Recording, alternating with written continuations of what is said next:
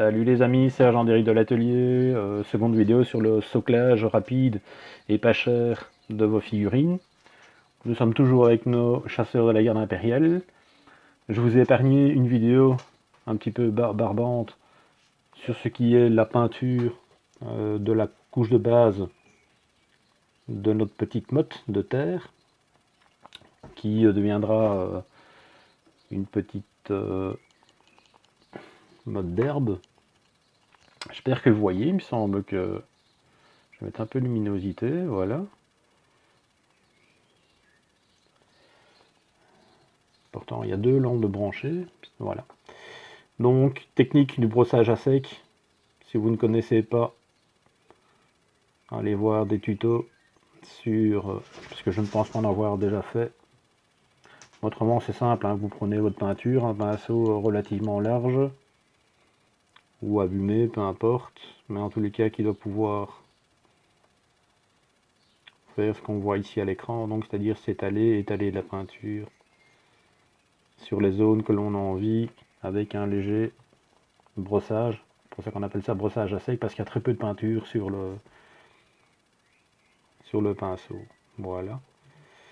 Donc le seul élément qui a changé par rapport à ce que je vous ai dit dans la première vidéo, c'est que j'ai utilisé une couche intermédiaire. Ici c'est la PBO vert mat. Je vous montre un peu à quoi ça ressemble. Donc c'est à peu près le même vert que le lime green, mais qui n'a pas cette apparence légèrement jaunâtre. Ça permettra d'avoir un meilleur fondu qui sera plus intéressant sur des figurines un peu plus grandes que le 10 mm, puisque je rappelle, cette technique, je l'ai utilisée parce que je voulais quelque chose de fixe et de permanent sur des socles 10 mm. Il n'y a rien de magique, c'est très simple. Encore une fois, le but de ces vidéos, c'est de vous présenter des techniques simples, que vous pouvez reproduire très simplement chez vous. Ne nécessite pas d'avoir de grandes connaissances, mais une petite démonstration, c'est toujours intéressant. Et puis le partage de techniques, c'est ce que je préfère. Donc si vous avez envie, décrivez-moi comment vous soclez vos figurines. Ça c'est une des techniques que j'utilise, parce que l'autre technique c'est la technique encore plus traditionnelle de coller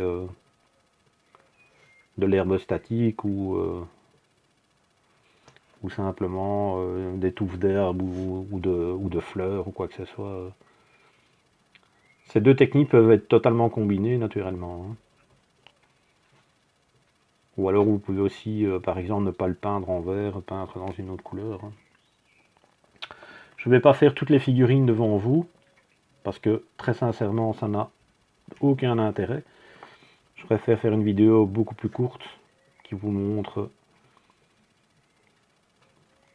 comment faire. Donc comme ça vous permet, quand vous n'êtes pas habitué à peindre, ça vous permet de découvrir peut-être une petite technique. Voilà. Donc je répète, il faut faire très attention, parce que comme on a joué avec la superglue, si je peux dire, la superglue naturellement va avoir un effet très particulier si elle n'est pas sèche. Elle va faire ce pourquoi elle a été créée, elle va coller, et elle va coller quoi? Elle va coller votre pinceau, dans tous les cas les poils de votre pinceau, et il va le rendre totalement inutilisable. Je pense que c'est pas le but, vous n'avez pas envie de détruire votre pinceau, même si c'est un pinceau au bon marché.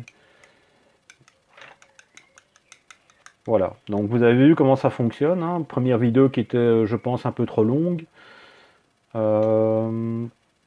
Vidéo aussi qui va être beaucoup plus courte, parce que, naturellement, comme il fait assez chaud, donc la peinture va sécher excessivement vite, et que j'ai déjà peint, selon la seconde étape, donc celle que je viens de vous présenter, 2 socles de figurines. Je referme mon pot de peinture pour éviter, 1, de le renverser, et de 2, qui sèche totalement inutilement. Donc maintenant je prends le lime green, pardon. Donc je vous le remontre. C'est à peu près la même teinte. D'ailleurs, vous verrez, il ne devrait pas y avoir une immense différence. Sauf que celui-ci a un très léger aspect jaunâtre. En tout cas, moi je le perçois légèrement jaunâtre. Peut-être que vous ne le percevrez pas comme ça. Voilà. Ici, la particularité, c'est que c'est une peinture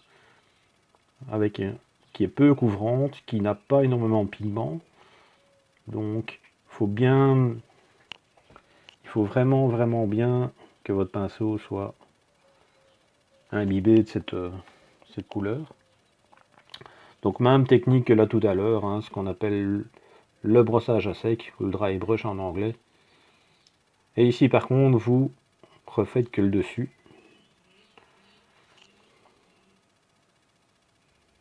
En insistant bien sur le dessus. Comme ça. N'ayez pas peur, hein, si vous en mettez un peu trop, vous l'étalez. Ça, à la limite, ça fera un effet de petites feuilles ou peu importe, voilà. Le contraste doit être assez important parce que, encore une fois, je le dis fréquemment dans mes vidéos, je ne vous présente pas comment faire une figurine pour un concours. Je n'ai pas le niveau pour ça. Et je ne suis pas intéressé par ça. Il y a beaucoup de gars qui font des vidéos qui sont vraiment des grands artistes, ce que je ne suis pas. Moi, je vous présente des petites astuces qui vont vous permettre de vous débrouiller, au quotidien et rendre vos figurines bien plus jolies, mais avec vos propres moyens et vos propres capacités. Voilà. Je prends une deuxième pour vous remontrer.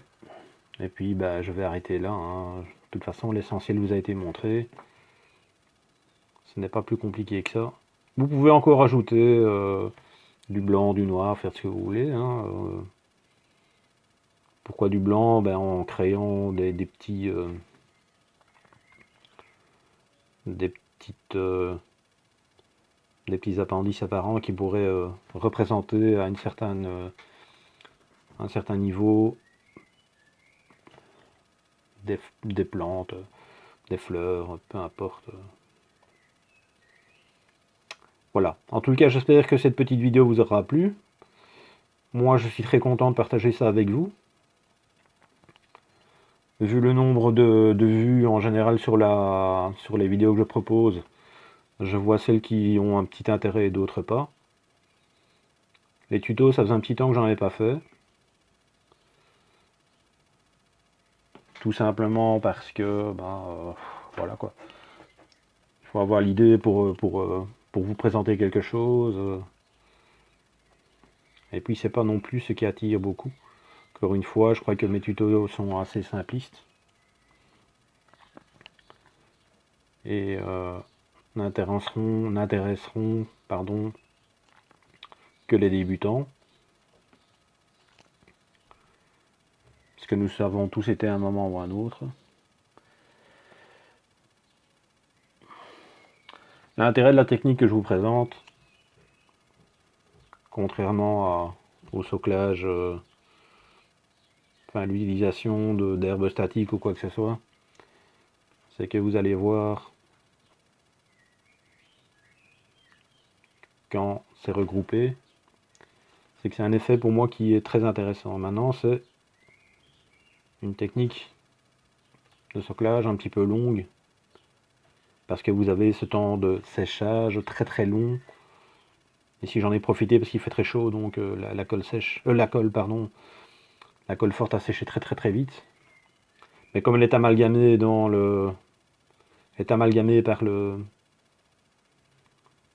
par les petites graines, on va dire ça comme ça, que j'utilise, que je vous ai montré. Le piège, c'est que ça paraît sec, mais quand vous y allez avec votre pinceau, malheureusement c'est pas sec. Voilà. Donc, ce que vous pouvez encore faire, c'est soit de mettre un vernis brillant, soit un vernis mat.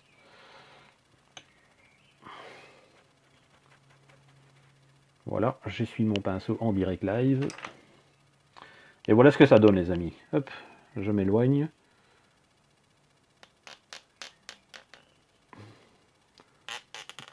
Et je vais me rapprocher. Dites-moi dans les commentaires ce que vous en pensez. Est-ce que ça vous plaît, est-ce que ça vous plaît pas? Le bord nécessiterait peut-être encore un nouveau passage de peinture noire pour encore bien trancher sur la peinture. Voilà. Je m'arrête là, la vidéo est terminée, vous avez vu les 3 étapes nécessaires. Ah oui, ce que j'ai oublié de vous dire, c'est que j'ai peint la bordure du drapeau. Et pas, comme j'ai dit dans la première vidéo, bêtement, comme un idiot, bleu, blanc, rouge, mais bien doré, puisque le drapeau a une bordure dorée. Hop, désolé, je suis trop près. Et voilà. Donc, bah, écoutez les amis, je vous souhaite une très bonne après-midi et bonne peinture.